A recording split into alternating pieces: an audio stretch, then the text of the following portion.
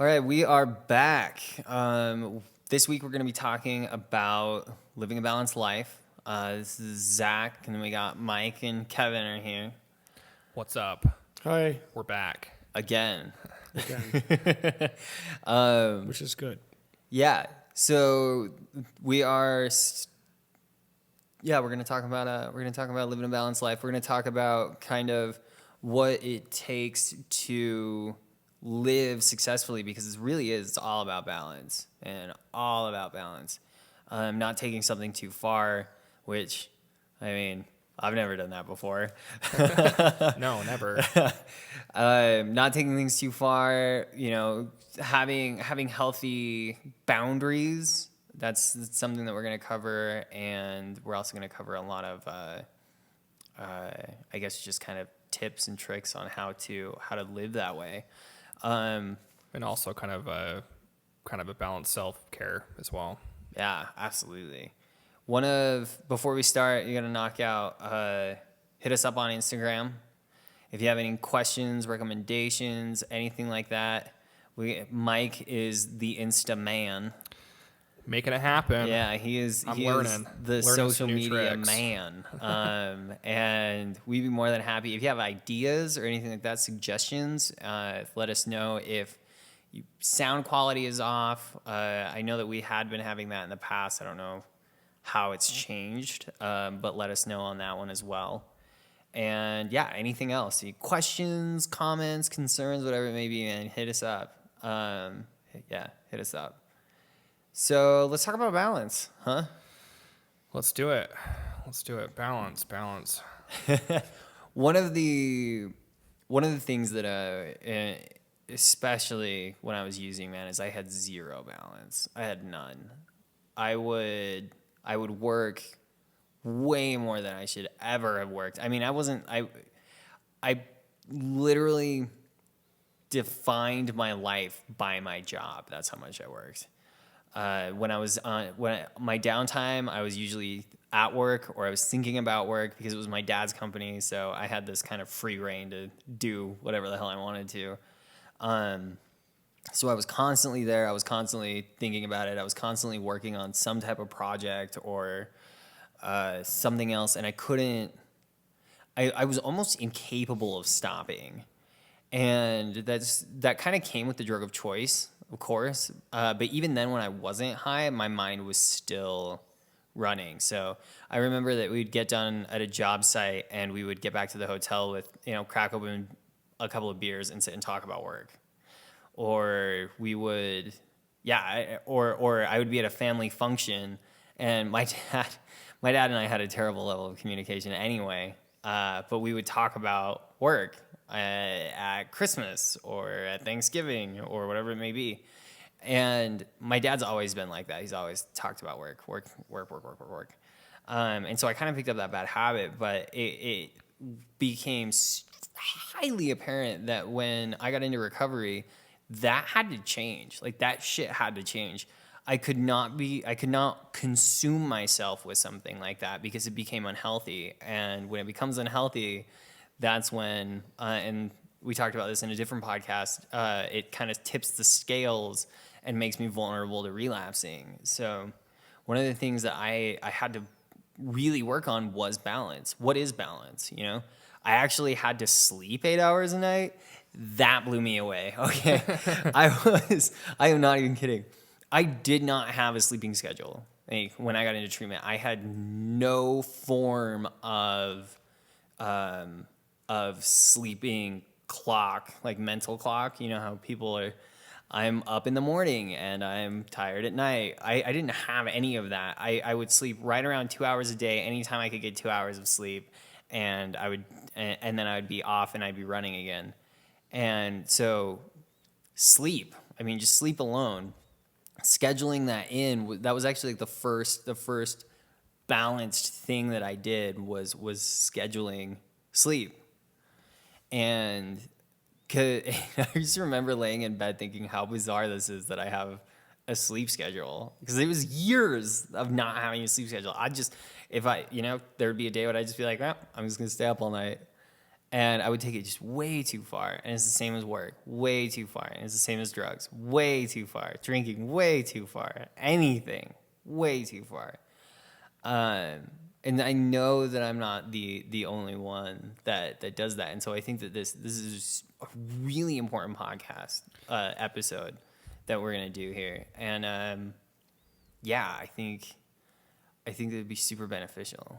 So. Yeah, I mean, kind of tying into what you're saying, I think that us humans, we have the capability of getting ourselves into some horrible habits and not willing or seeing or doing or recognizing that those habits are bad and being able to like have an actual solution to come out of that hole.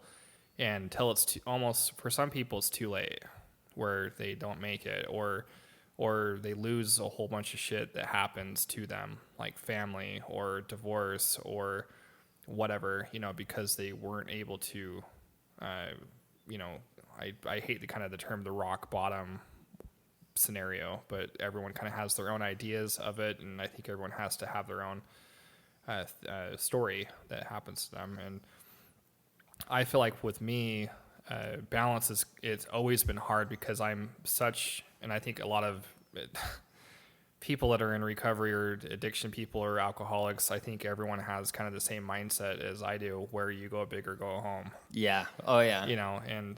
And when you have that type of a mindset, it's really hard. For me, I get into something and I want to be the best at it. I got into skiing when I was younger, got really good at it.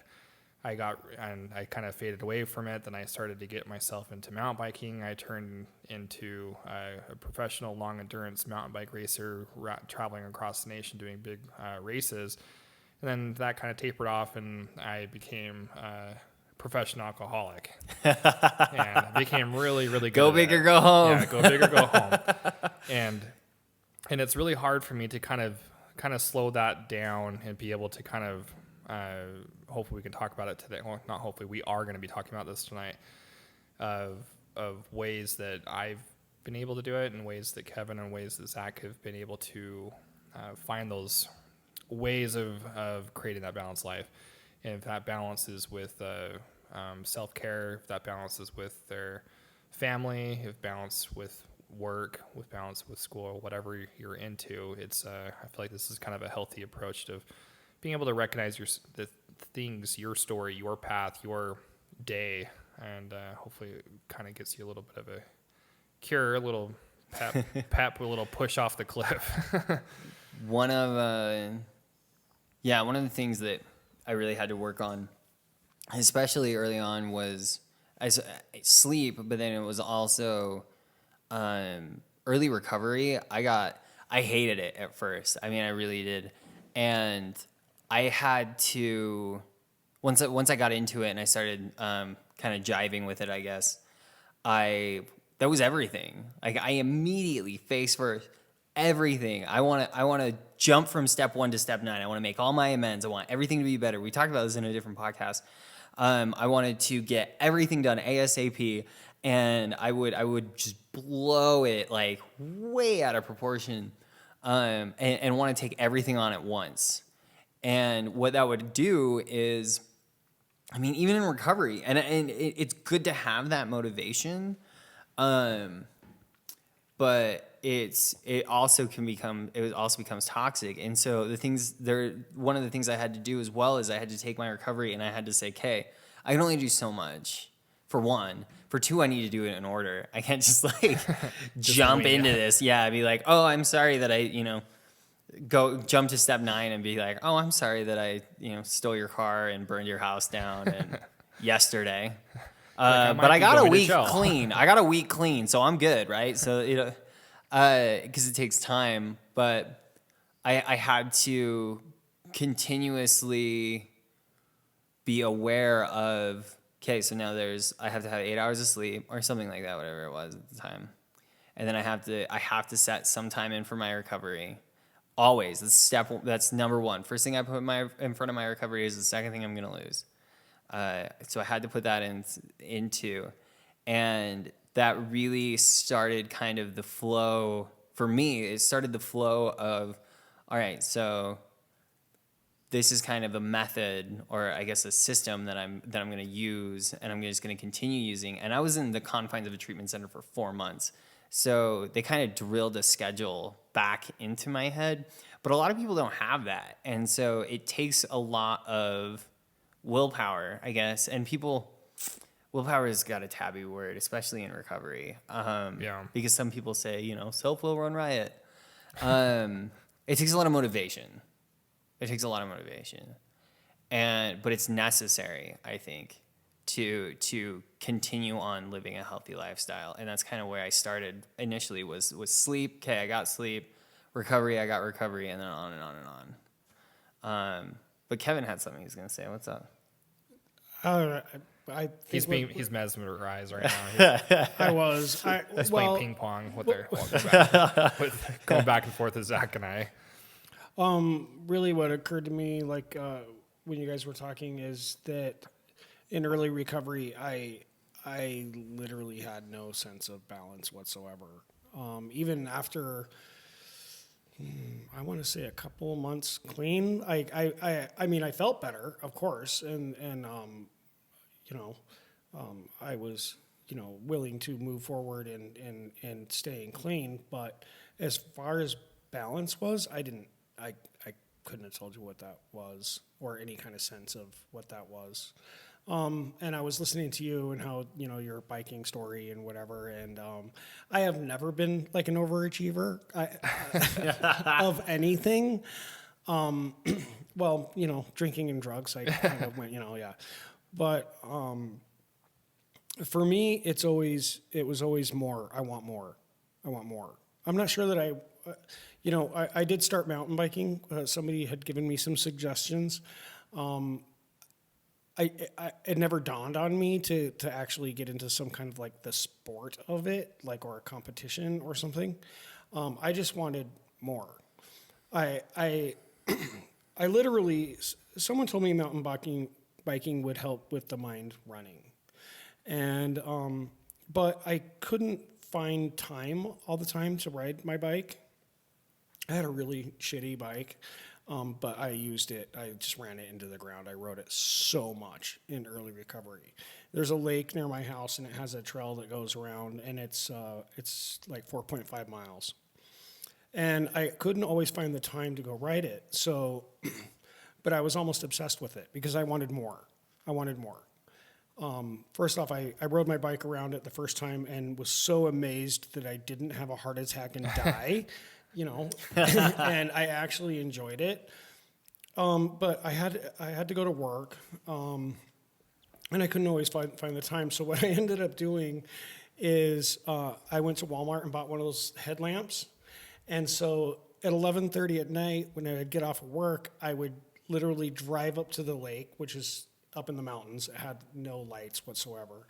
And I would put on my headlamp, and I would just run laps in the middle of the night around this lake, and which turned out to be really neat. There's like when you're on a bike and you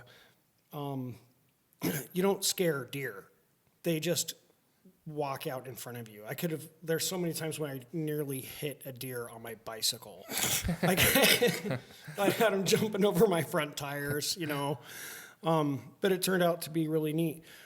But I didn't have that sense of balance. So I did that every day, sometimes 7 days a week. I would just run circles around this lake.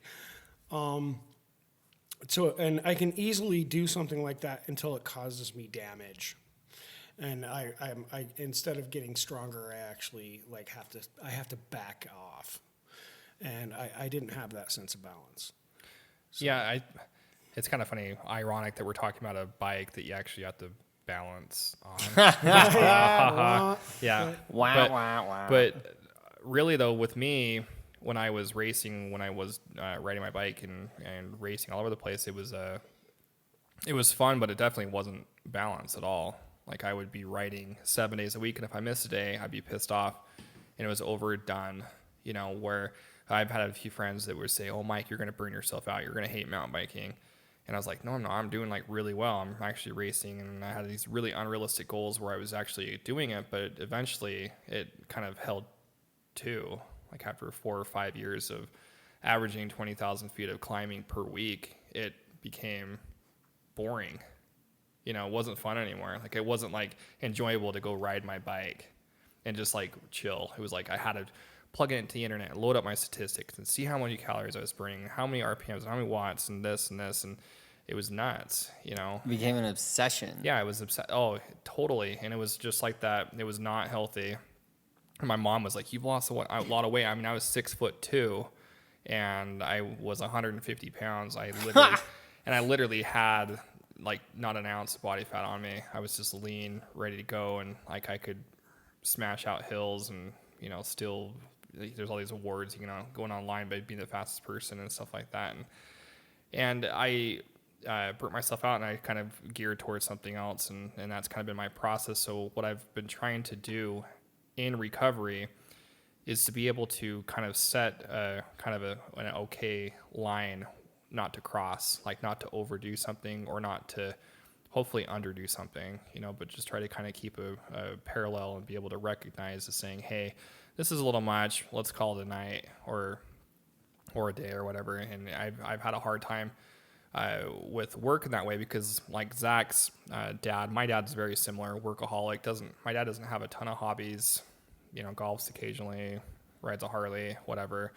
But his goal is, and his main thing, his hobby is work, and it's all self-consuming. He just does it. And for me, I've even learned in recovery that I would, back when I was, you know, drunk, I was just like not balanced with that. Like things were unorganized, and I would just all over the place with it. And now, if I have to travel a certain amount of distance for work, I like really think to myself, is it worth it to drive home? Is it safer just to get in a hotel for the night versus like get home, drive, you know, Push yourself to the limit. yeah. I mean, I was like, sometimes you'd spend out like a 20-hour day, and sometimes I still have to kind of do that, but it's not like, it's not enjoyable, you know? So I'm like really trying to, and safe, you know, I got bigger things to worry about than that. That's not the purpose of my life, is to throw how many hours in I can in a day to do that. It's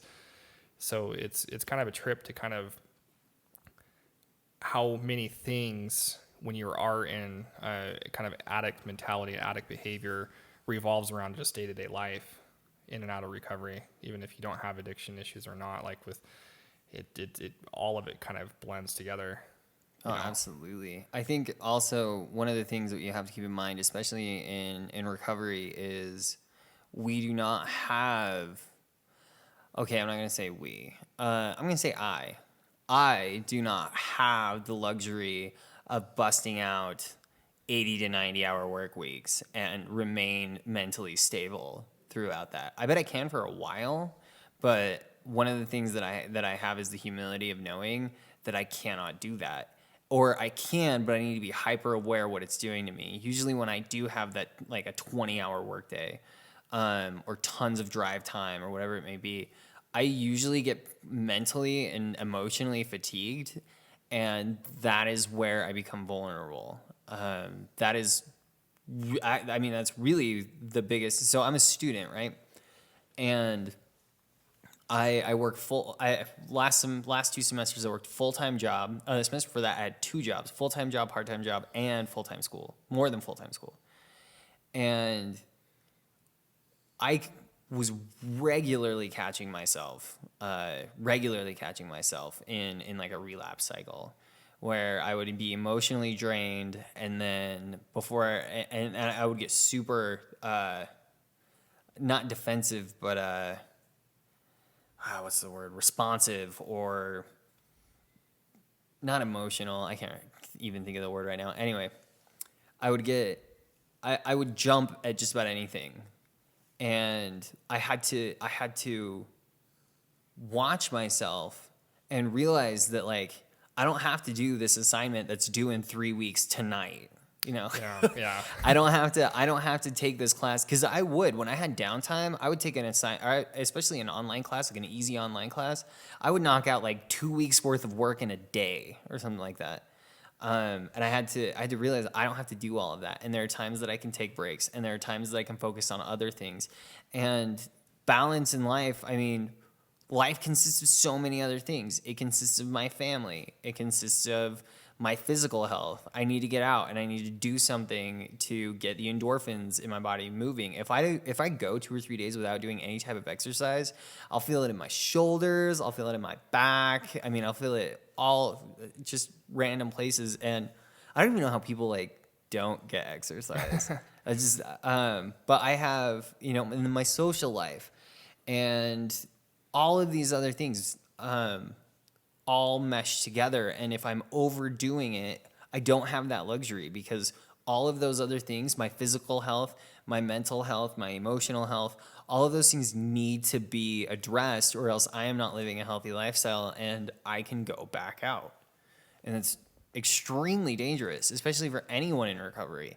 And not even that, actually, it's just unhealthy for anyone in general outside of recovery. It's still, balance is so important on maintaining a happy life. So I got a question for you. How do you recognize in yourself of like when you are not balanced? A lot of it is like I have increased. I'll either have a short fuse, reactive. That's the word. I'm reactive, or I'll get like really bad anxiety sometimes. Or it's the same as sitting in my. You know how when you have something on your mind and you're driving down the road and your shoulders are up to your ears and you're death gripped on the steering wheel and you don't even know why you're death gripped on the steering wheel. And it could be a beautiful sunny day outside and there are deer prancing around, but you're still just stiff as a rock.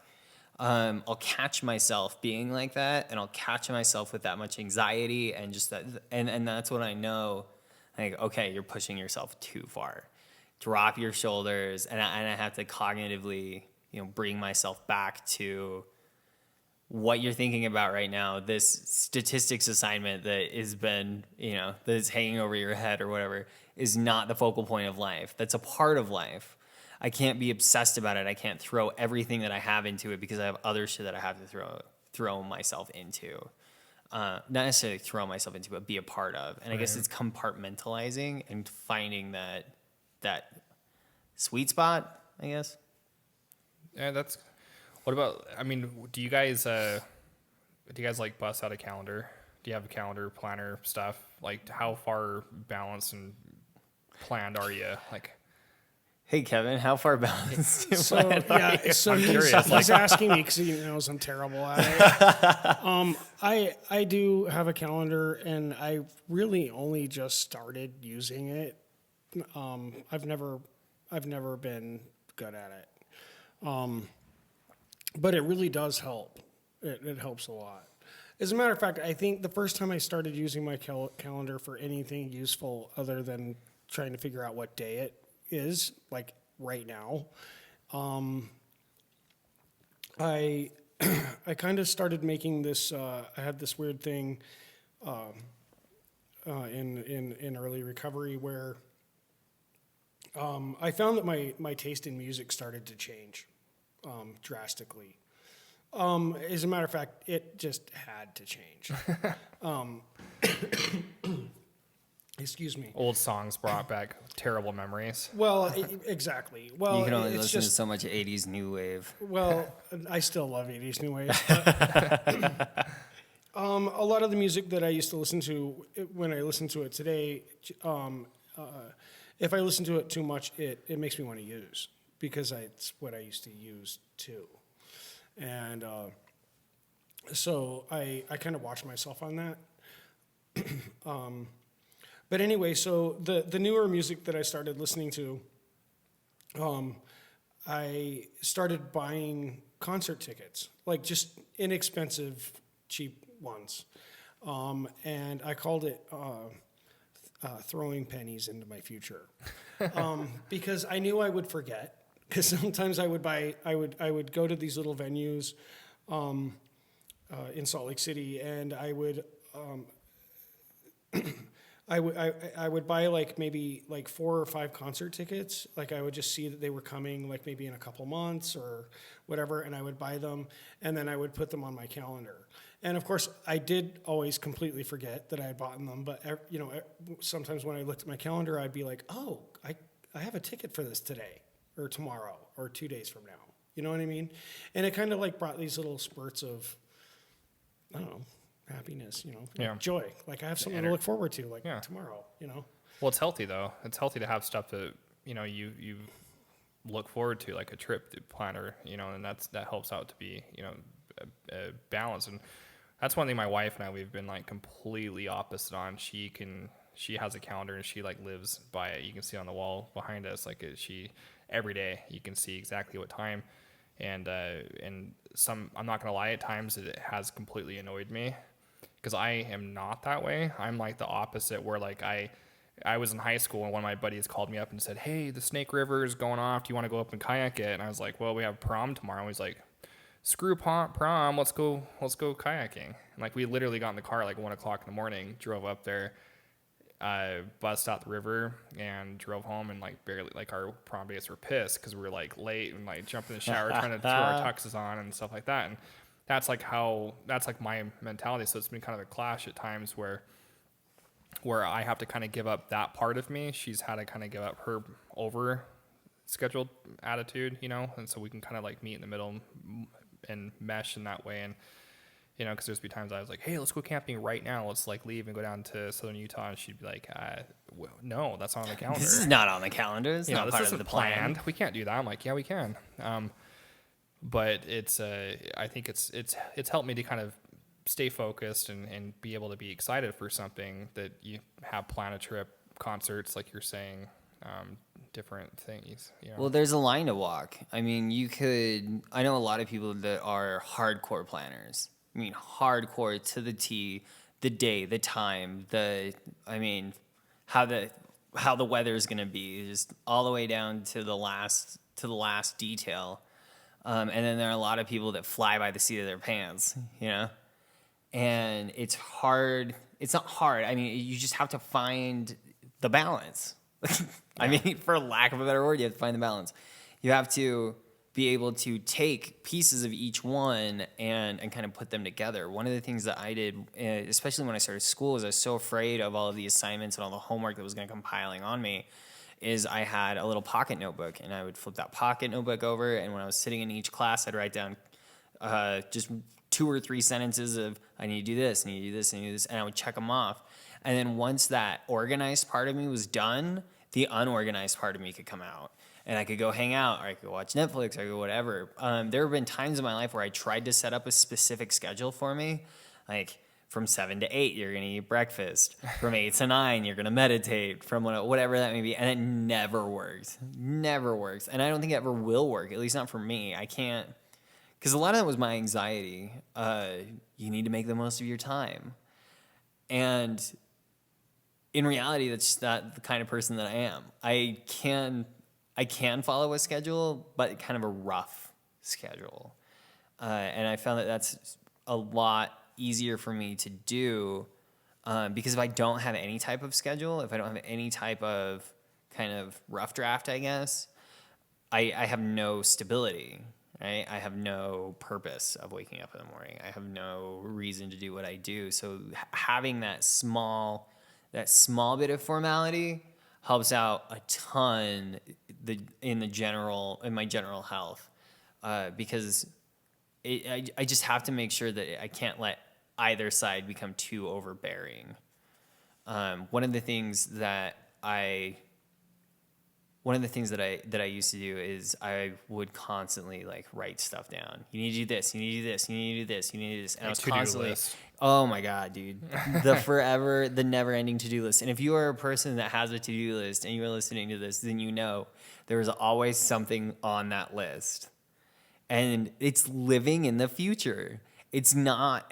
It took me so long to figure this out, but it's not being okay with what's going on right now. That to-do list just becomes this overwhelming fucking thing that follows you for the rest of your life. You cross one thing off and 10 things occur on exactly. the list. Before you can cross one off, 10 more are added, and then it's just this never-ending list. Yeah. And what that did is that put me in almost a constant state of anxiety. I need to get this done. Okay, well, I got that done. And it felt good when I crossed one off, but then I need to get this one.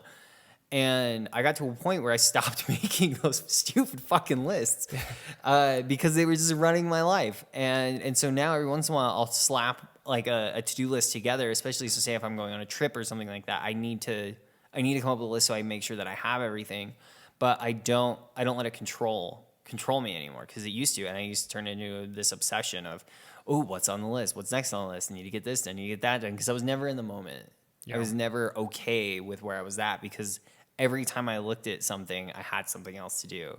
And it's just this vicious fucking cycle. Yeah, it's hard. I know that and that's been kind of with scheduling and planning. The word commitment sticks out to me. Of like when my wife and I would plan something, and she's like, "Well, we are committed to doing this at that time," and that concept just bugged me. I was like, "We have to go do that? Are you sure? Like this is like The world is going to end. we have to." Like like it really drove me nuts of thinking. Because I was like, things can change, plans change, we don't have to always do that. And I feel like I said in probably every single podcast so far, is open communication and being able to talk and discuss that and be not afraid. Cause otherwise a lot of times I would go do it and I was definitely unwilling. My attitude was like, oh, fuck, here we go again. Get in the car. I don't want to do this. And just I don't want to go where we're going. And and I think a lot of it just kind of stems with, that's not my personality. I lived in the Caribbean for a while, and when I was down there doing a service-oriented mission, you have to schedule yourself on 15-minute increments for the day. And every morning, you're like, okay, you wake up at this time, alarm clock. And you always have, and this is not to get all religious with stuff, but if you don't do that stuff, you are going against the God. That's kind of your concept of what people are telling you. Well, you're wasting God's time. You're on God's time, and that really offended me and bugged me, because I was thinking no, this is still my life, but the 15-minute increment, and I'd have people who'd be like, well, if that doesn't work out, what is going to happen after that? I was like, I don't know. I don't really care. We'll figure it out. I haven't thought that through, because I don't give a shit.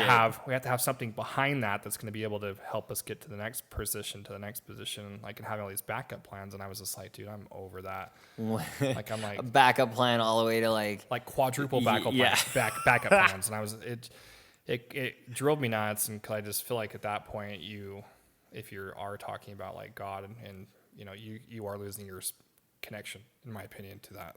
Of if you are being directed or not, if you believe that. So I struggle with that, and I still, have gotten better with being able to kind of respect other people. Because obviously if somebody is inviting you over to their house for dinner, you don't say, well, I'm going to show up late just because I don't want to be there at that time.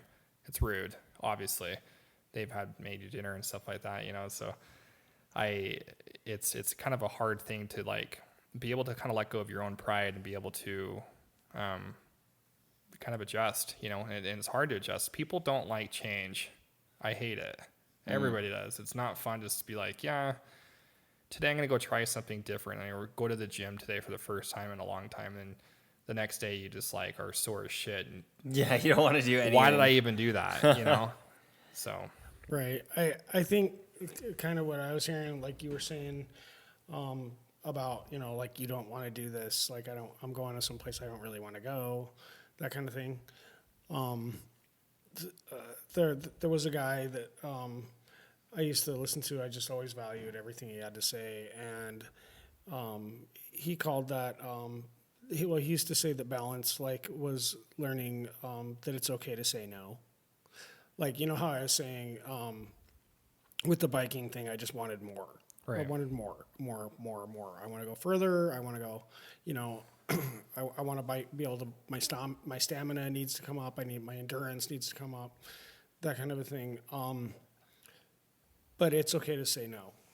He called it vitamin N. I like that. Are you going to do something about this? No. Yeah. Well, what are you going to do about it? Nothing. You don't have to do something just because it's crosses your mind. You don't have to react to everything. Also, what I kind of wanted to say, because I also picked up rock climbing and yoga. Just always more. I want more. And I wouldn't say I'm great at really any of them, but I can, when I picked up yoga, like I picked it up to the point where I was going every day, sometimes 3 classes in a day, I figured, oh, this is like the super zen, wonderful thing to do. I should do this 24 hours a day kind of a thing. It was just always the more. Yeah, I had no sense of balance, and as far as with the rock climbing thing, I can literally go, like I'll either rock climb in an indoor gym or outside, and just totally overdo it, which hurts you because you get really tired, and then that's when accidents happen and Pull muscles. pull muscles. And yeah, exactly. So you just need. I've learned I need to know when to quit. Yeah. It's okay to not go today, Also, I have to remind myself of kind of what I'm doing it for. And for me, that's where the value of meditation comes in. I did pick up meditation. I'm super undisciplined at it. I want to do it every day, but I don't. I would lie if I said that I did. I can come up with like the most ridiculous excuses not to meditate. But when I do, I feel better. And when I'm doing that more and more thing, I have to ask myself why. And the reason why I want to bike more, I want to hike more, I want to do yoga more, I want to climb rocks more to the point where it's excessive and damaging to me. Really, my ultimate goal that I'm aiming at is to get myself out of my own mind. To keep from repetitive thoughts or, obsessions, things like that. Well, when I kind of learned what meditation was, I think people put meditation to the side. If they're following a 12-step program, there's the 10th step, which I also wanted to say that 10, 11, and 12 are actually called the balance steps. It says prayer and meditation, not prayer and or meditation. So meditation is teaching you how to get out of your own mind and being able to concentrate on the self, going past your thoughts and try to center on who the person is that's thinking the thoughts. And when you do that, and that's what I'm trying to do when I'm trying to bike myself to death or hike to death. I'm literally trying to get out of my own mind. So with meditation, I can sit on my ass and do that, and rest, if I have to look at it that way and not harm myself. So with meditation, like the way I was told and the way I practice it, I look for the center of myself. I don't necessarily have to know what that is. And sometimes the journey in trying to figure that out is sort of the point. If I can go in, look for myself, I can, this is trippy, but anybody who knows meditation knows what I'm talking about. I can literally like turn around and see my thoughts floating around me, because I'm the one producing them. So by doing that, I can actually look at my thoughts and sort of get rid of the ones that aren't serving me anymore. Does that make sense? Yeah, it does. And I guess kind of the beautiful thing or the cool thing, however you want to look at it, is that once you have a clear mind, you knock off the bullshit of the drugs and alcohol. It's like so cool to be able to tap into yourself and be able to recognize what it is. Like I'm feeling this, my thought is this is what's creating this, and being able to kind of create that center, that kind of helps you. And it can be simple stuff. Like for me, waking up a little bit early when my kids wake up and be able to spending a little bit more time with them before I go to work, something very small like that. Like I remember my son, I played with a little like car with him in the morning before I went to work one day, and he told my wife, at the end of the day, she asked him what was like your favorite thing of the day, and he said that it was playing, a car before Dad went to work. Oh. It's something very, and I would have never thought that at all of like that would be like a big moving thing for a 5-year-old, but obviously it was. But once I saw the success from that, you can kind of play off of those things and saying, okay, that was positive, that was productive, I like that, I want to do more of that stuff. So you kind of stretch it even a little bit further and trying to kind of find those little avenues that are out there to be able to, to kind of center yourself, like I was trying to say earlier. So one of the things that popped into my head, I guess a question that popped into my head is, especially with balance, it's a lot of it is compartmentalizing, and there are different beliefs about it, especially like self-care. So right now my sponsor has this belief that my belief of self-care is I have to kind of remove myself from life, like, because a lot of the things that I do are based off of, it's like work or school or family, and my version of self-care is literally removing myself from the picture. But my sponsor's version of self-care is I'm hanging out with my wife and kids. This is self-care. And everyone, when I hang out with my family, I do kind of consider that self-care, but I don't consider it as much self-care as going to a meeting or whatever else. So I compartmentalize my stuff. What are some of the, I guess, compartments in your lives that are part of the self-care? So like for me, for instance, recovery is obviously one of them. I have to focus on recovery. School is another one. Work is another one. Family, spirituality. What are kind of the compartments that you focus on in your life that you have to keep balanced?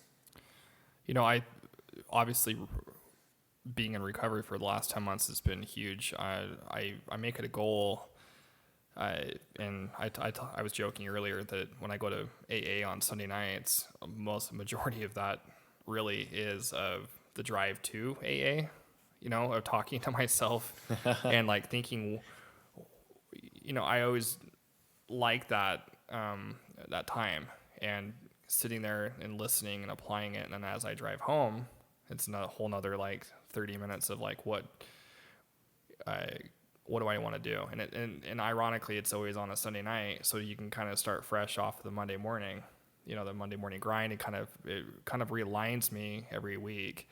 And when I don't go, when I'm out of town, or I just like, I've got busy with something that I end up not going, it kind of, it doesn't set my week off is Doesn't set your weed off? Yeah. Nice. Yeah, I can't go toke up anywhere. Yeah. But that's just a small part of my recovery part of it. Kevin's still over here laughing. Sorry, Kevin. That's all right. Got him all heated over there. So yeah, on that side of it, but also me being as active as I am with just outdoorsy stuff of, I grew up, rock climbing, kayaking, mountain biking, snow skiing, and making those efforts of continually doing them. Because for a while when I was drinking as heavy as I was, obviously I wasn't healthy enough to be able to go do those activities anymore. They just did not seem fun when you're hungover. And you're already going to get a headache by doing some of those activities, and then it creates even to be a worse circumstance. Scheduling things with my wife, trips, has been super helpful. With my friends, my guy friends, I always plan a trip with them once a year to go do a biking trip or something, ski trip, and keeping that like kind of that community going with each other, saying, hey, what is it? And keeping the group text going, where are we going to go? What are we going to do? The social network. Yeah, social network. And for the last few years, the trip definitely hasn't been very productive. It was more the very beginning when we were doing those trips was very much like, let's go out there and go ride and bikes and stuff, and then have beers at night. But it ended up turning into like, let's just have beers and fuck the bikes. Right. And I it's nice to be able to kind of realigning the actual purpose. So it's created, if that even answers your question, if that's where you're going with it. No, that answers, yeah, it definitely answers the question. What about you, Kev? What do you got? I would say for me, is trying to balance. I need to make sure that I remember to have fun. I need to remember that rock climbing is not like, I'll take this for an example. I went out with a friend a couple weeks ago, rock climbing, and I'm one of those people that think that I have a problem with thinking that I have to be like super great at it right now. You know, I need to be like on the cover of a magazine, you know, like just this. There this- he goes again, Kevin. Yeah, exactly. With an exclamation point. Right. That's funny. I've seen that picture in my head, like that same line, actually. I need to remember that it's okay to not be that great. You know, I'm still pretty new at it, but I went, like I said, I went rock climbing about 2 weeks ago with a friend. Thanks, Mike. Sorry, People can hear me now. And I I went up this. It was a 3-pitch climb, and it was highly exposed. It was super scary. For those of you that don't know what that means, it just means it feels like it's just a straight drop to the ground. There's just nothing to protect you. It's kind of a psychological effect, really. But I got to the second pitch of this climb, and I just couldn't do it. You know, it was rated to a rating that I felt was, you know, within my, but I just couldn't do it. And I actually had to lower back down midway to a midway point, and then have him, you know, I followed him up. He went in front of me, and it really bothered me. I was trying not to act too upset about it, you know, but I was upset. And I have to remember that I'm not there to be the best rock climber, and I'm not there to prove anything to anybody. I'm actually doing it to have fun. It's fun for me. So I have to remember to have fun, and keep my fun balanced with work. I try not to dwell. I'm kind of like Zach in his story about talking about work all the time outside of work. I really don't. And I actually try to make it a point not to. Yeah. I try to leave my work at work. I mean, I'll bring it up, of course, just like any normal human being would, you know, if I have a conversation about it. But I try to leave the office at the office, so to speak, you know. So that's kind of a had big, the important mindset, balance. and kind of had the mindset of my grandpa was really good at it, where he had the attitude of that he did not work to live, you know, but to live to work. Is that right? Yeah, Did I say I it think so. backwards? Live to, I said it backwards. Yeah, you work to live is the right way Right, to do it. Right. Yeah. I said it. I typically have I might have always been jumbled communication out of my mouth.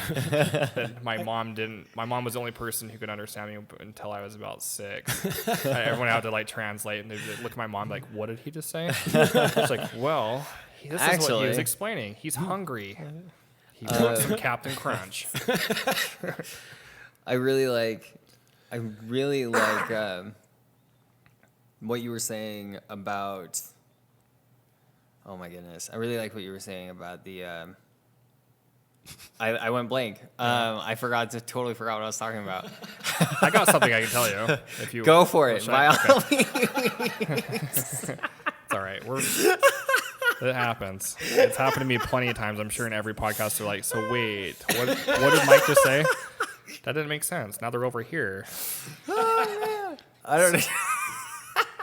But I was actually reading this not too long ago, and it was actually just talking about in Smart Recovery of actually trying to change your lifestyle to balance your life. And it gives you kind of some suggestions if you're struggling with it that you feel like you are stuck. And Oh my God! I remember. you want to go for it? No, keep going. Okay. Zach's like, I won't forget it now. all right. So any time that people have an unbalanced life, they feel like it's really impossible to get themselves like unstuck out of something. And the way to do it in a healthy way to be able to pull yourself out of that's actually a meaningful balance is it says take an inventory.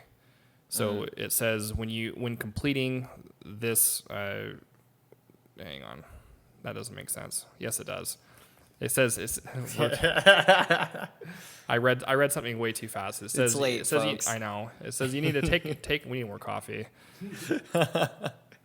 It says take an inventory. It says as you do take an inventory of yourself, you will focus your time and energy in becoming aware of what parts of your life are in or out of balance. And that's hard to one, be honest with yourself, because you could be like, I'm working my ass off at work, but maybe you really aren't. And being able to kind of tweak those things, or asking advice from your boss, or asking your professor if you're at school, saying, this is not working out. I need help, and humbling yourself. Number 2, it says to be honest. Like it kind of rolled into that. What are your fears? What are your discomforts? What are you lacking? And this could, and then this is cool. It says number 3, it says go with your gut. And it says typically when you follow your gut, you're following the right way, what you need. It's yourself telling you, this is it. Pick me. That's what it. And as long as it's not drugs or alcohol. Exactly. This is smart recovery. Especially this is not just especially in early recovery, you can be like, oh man, my gut's saying that I should get high right now. Well, actually, just better go do that. Those assholes on that podcast told me to follow my gut. We lose all of our followers. Yeah. Right. But it says go with your gut. It says go with your foot. Go with your foot. We're really scrambling now. I should stop picking out. I should stop being nitpicky. And then after it says going with your gut, it says plan and prepare. In order to pay more attention to the areas, you'll need to make time for it. Otherwise, it won't get done. Placing your focus on these less tended areas will take some getting used to. Like we talked about, change is not easy. People hate it. It's not going to happen overnight. And that's the number one thing with people that are struggling with addiction behavior is snap of the finger. They want it fixed. And it takes time. It's not going to happen overnight, and it's not going to happen over a week. It's maybe not going to happen a month, probably not a year. And I have 3 more. So if you're writing this down, 1, 2, 3, 4, this is number 5. It says get support. Make changes isn't easy. Rather than struggling and risking failure, get all the outside help and support you can get. You might ask loved ones, friends, colleagues, or seek professional help. This will begin changing the behavior easier and bring your life into a better balance.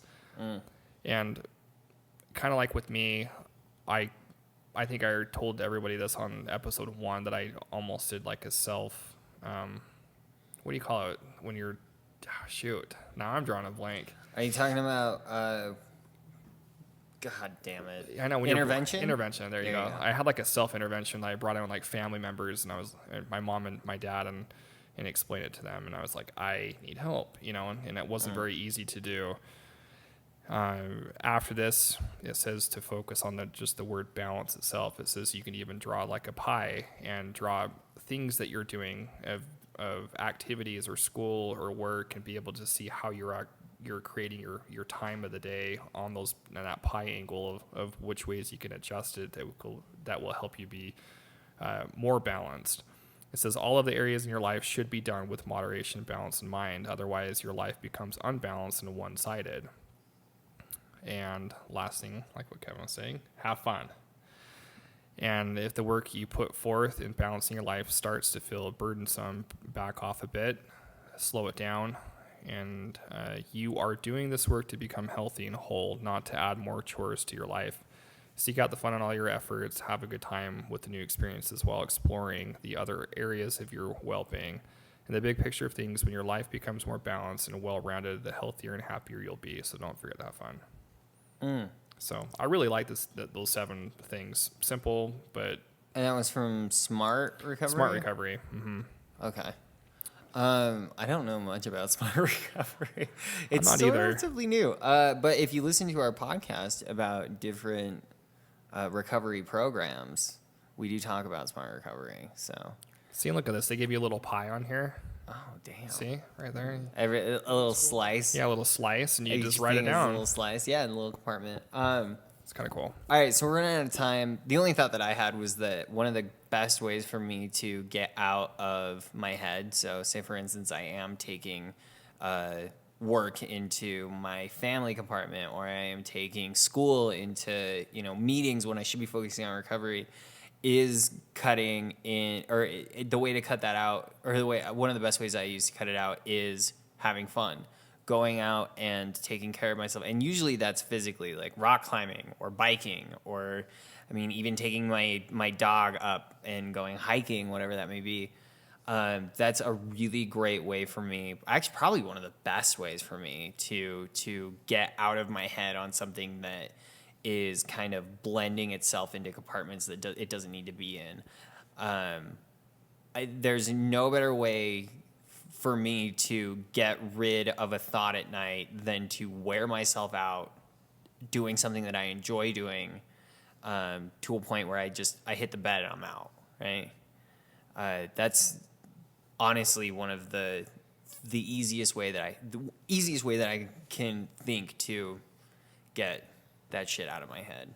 I am mumbling and I am rambling. We kind of all are. So that's kind of the message I want to get across. Yeah. What about you guys? I would say for me, the balancing thing is, I wish I could see it's either or, but it's very literally three things. It's physical, mental, and spiritual. I'm not a religious guy in any way, sense, or shape, but I do consider myself spiritual, and I do pray. So the way it was taught to me, I used to hate the idea of praying when I first got sober. As a matter of fact, I absolutely hated the idea of a God in any way, shape, or form. But when I kind of come to realize that I don't need to know who God is, because God is probably smart enough that He knows who He is, and that's that's fine. But I do pray because I don't try to seek God's approval anymore, but I do. If it's a higher power above me, then He probably knows the next right move. So that's kind of how I work that in my head. Is if there's a person above me, He can see if I need to go left or right when I can't. And so I do pray and say thanks, and then sometimes it's just thank you for helping keep me sober today, and that's all. That suffices. So I do pray for my spiritual health, and I also physically I take care of myself by hiking, biking, things like that, and mentally taking care of my mental health, which is meditation and giving myself time out. I don't always have time to, or the willpower maybe to sit in a lotus position and try to inwardly seek. If I'm not feeling that way, and I was just thinking about you playing with your kid in the morning. You were saying, mm-hmm. It is so monumentally awesome to be able to wake up in the morning, walk out on my deck before work, and just have a couple of cups of coffee, rather than waking up with 1,000 resentments running through my head and wanting to throw up, or just being able to take a little bit of time for myself. So those three things: physical, mental, and spiritual, for me, that helps balance out really well. No, I like that. I think it's and most importantly, it's working for you, and I really like that. I lost myself for a long time. Waking up in the morning was, like I said, it was a chore. I hated it. It was like, okay, now I have to go do this. Now I have to go do that. And it definitely was a lot of negativity, a lot of pull. I was pretty sour about it. And it does feel refreshing to be able to wake up in the morning and not have to feel like crap anymore.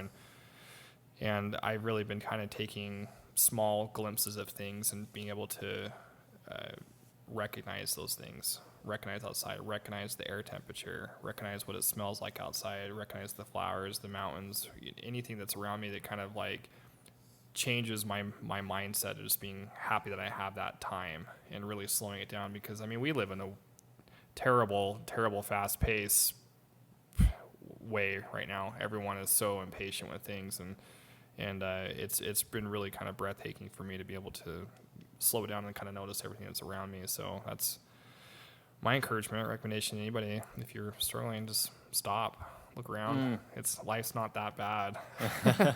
It doesn't have to be. It definitely doesn't have to be. All right, guys. Well, we are actually out of time, so we ran this right down to the right second. If you have any questions for us, balance, what our lives look like, anything like that, like I said before, hit us up on Instagram, or yeah, Instagram's really our platform. That's the place to go. So yeah, with that, we are out of here. Until next time, guys. Bye. See ya.